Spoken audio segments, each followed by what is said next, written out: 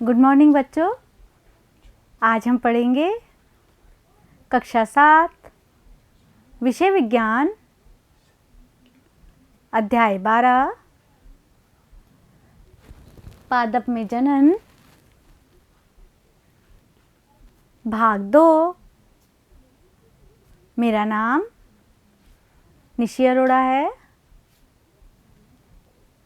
और मेरे साथ हैं रामस्वरूप कुमार।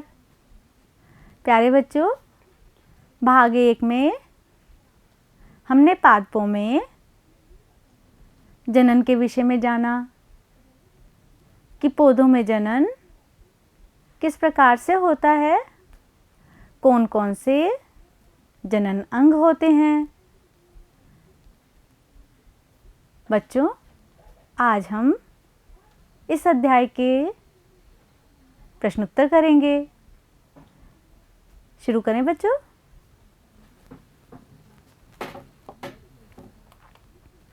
सही उत्तर को चिन्हित करें।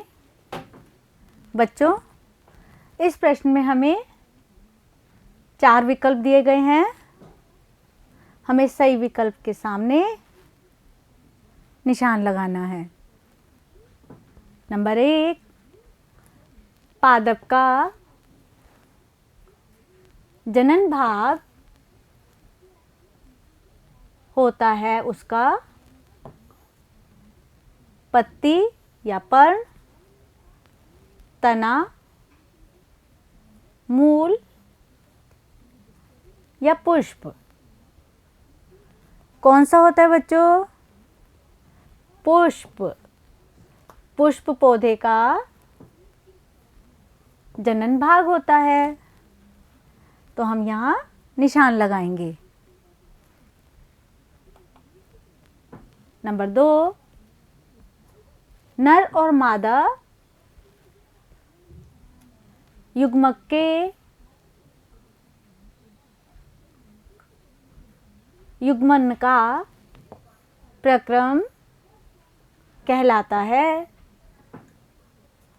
निषेचन, परागण, जनन, बीज निर्माण।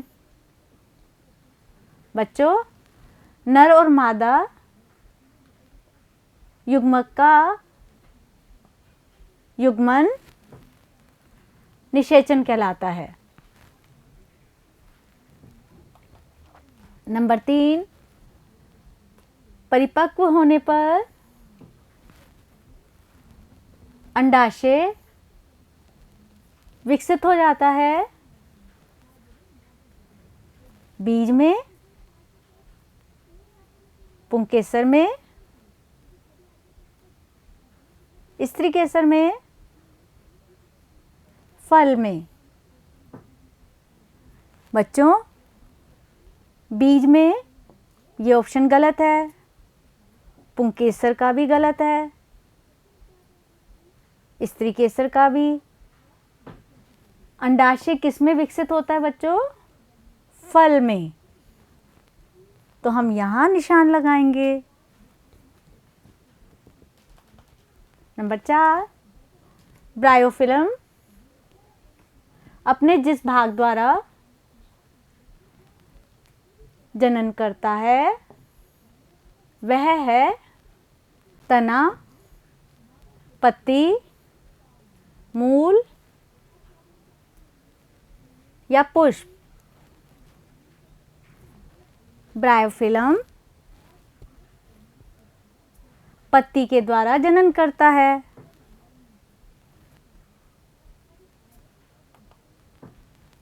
रिक्त स्थान की पूर्ति कीजिए।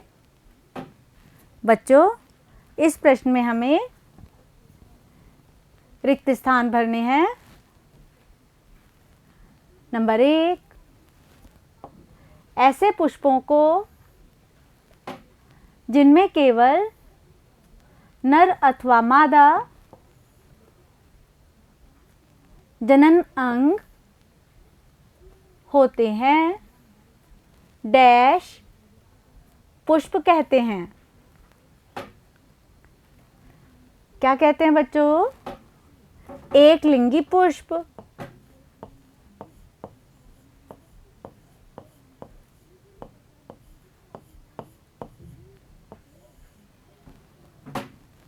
नंबर 2, नर और मादा युग्मकों का युग्मन डैश कहलाता है, निषेचन कहलाता है।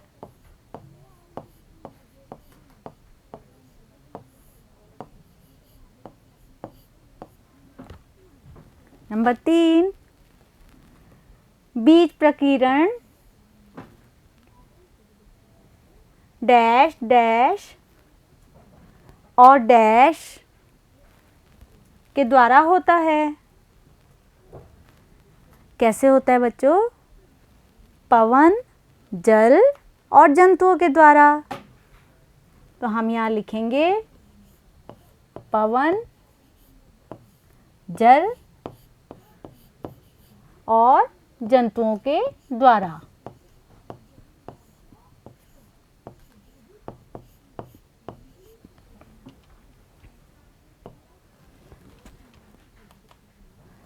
अति लघुत्तरात्मक प्रश्न। नंबर 1, परागण किसे कहते हैं?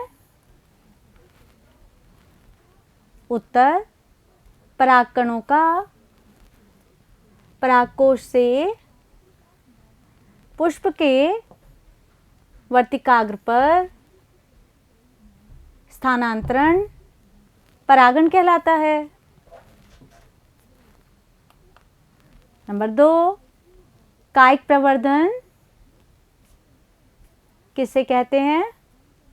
उत्तर, जब जनन पादप के कायिक भागों से होता है तो इसे कायिक प्रवर्धन कहते हैं।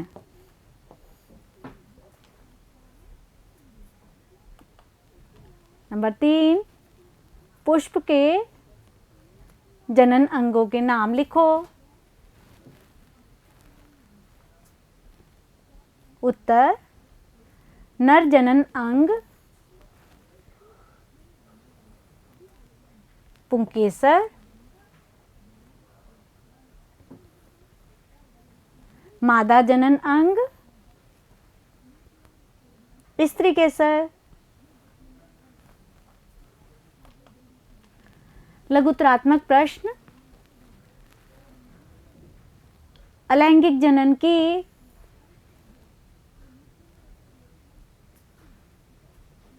विभिन्न विधियों के उदाहरण सहित नाम लिखो। उत्तर, अलैंगिक जनन की विधियां निम्नलिखित हैं। खंडन किसमें पाया जाता है बच्चों? शैवाल। मुकुलन यीस्ट, बीजाणु निर्माण, कवक, फर्न।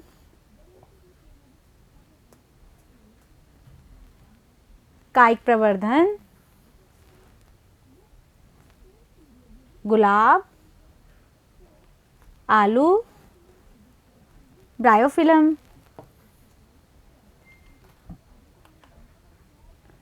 दूसरा प्रश्न, किसी पुष्प का चित्र खींचकर उसमें जनन अंगों को नामांकित कीजिए। बच्चों, इस प्रश्न के उत्तर में आपको पुष्प का चित्र बनाना है और उसमें जनन अंगों के नाम भी लिखने हैं। चित्र में तुम देख रहे हो, ये पुष्प दिखाया गया है, ये नर जनन अंग हैं, ये परागकोश, पुतंतु, ये मिलके क्या बनाता है? पुंकेसर, जिसको पुमंग भी कहते हैं।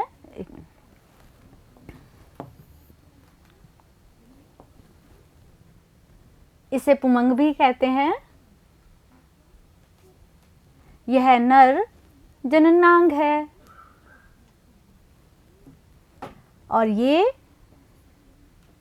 मादा जननांग है, जिसे जायांग भी कहते हैं। इसमें ऊपर वर्तिकाग्र होता है, नीचे वर्तिका और उसके नीचे अंडाशय होता है। यह स्त्री केसर कहलाता है। तो बच्चों, आप चित्र को देखकर चित्र बनाना और नाम भी लिखना। ठीक है बच्चों। निबंधात्मक प्रश्न नंबर 1, स्वपरागण और परपरागण के बीच अंतर बताइए। उत्तर, स्वपरागण में परागकण परागकोश से उसी पुष्प के वर्तिकाग्र पर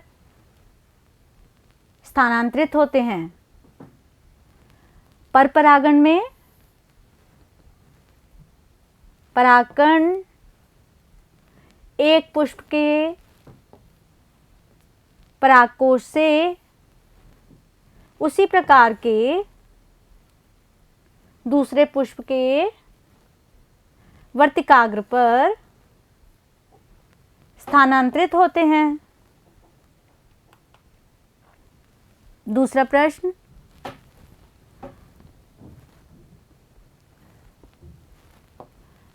अलैंगिक और लैंगिक जनन के बीच प्रमुख अंतर बताइए। उत्तर, बच्चों इसमें हम एक सारणी बनाएंगे और एक तरफ अलैंगिक जनन और दूसरी तरफ लैंगिक जनन लिखेंगे और दोनों के अंतर बताएंगे। अलैंगिक जनन में एक ही जनक से नए जीवों की उत्पत्ति होती है। लैंगिक जनन में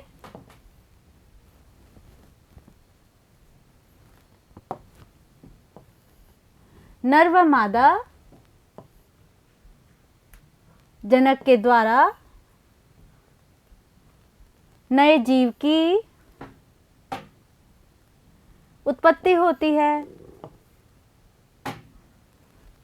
अलैंगिक जनन में नया जीव जनक की यथार्थ प्रतिलिपि होता है।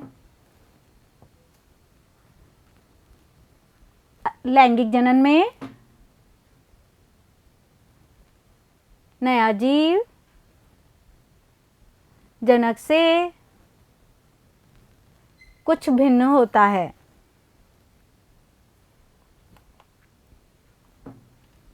अलैंगिक जनन में विशेष जनन अंगों की आवश्यकता नहीं होती है। लैंगिक जनन में विशेष जनन अंगों की आवश्यकता होती है। अलैंगिक जनन में बीज का निर्माण नहीं होता। लैंगिक जनन में बीज का निर्माण होता है। अलैंगिक जनन के उदाहरण यीस्ट, कवक, गुलाब, आलू आदि में। लैंगिक जनन के उदाहरण हैं जंतुओं, कीटों आदि में। तो बच्चों, अब हमने इस पाठ के प्रश्न उत्तर पूरे कर लिए हैं। अब आप गृह कार्य करेंगे। ठीक है बच्चों। गृह कार्य नंबर 1, बीजों का प्रकीर्णन कैसे होता है। नंबर 2, निषेचन किसे कहते हैं। तो बच्चों, अब अपना यह अध्याय यहाँ पूरा होता है। अब आप इस वीडियो को दोबारा देखना, कॉपी में प्रश्न उत्तर लिखना, चित्र बनाना और प्रश्न उत्तर याद भी करना। ठीक है बच्चों, धन्यवाद।